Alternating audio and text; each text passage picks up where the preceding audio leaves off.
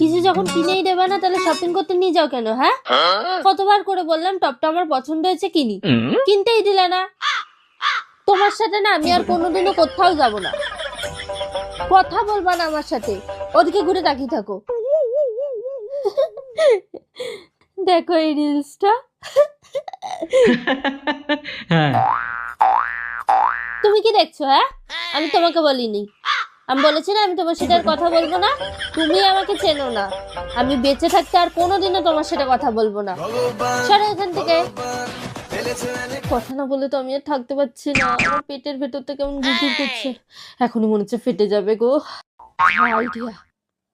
উফ, উফ, উফ, এই কি হয়েছে? উফ, মাথাটা খুব ঘুরছে। মাথা ঘুরছে?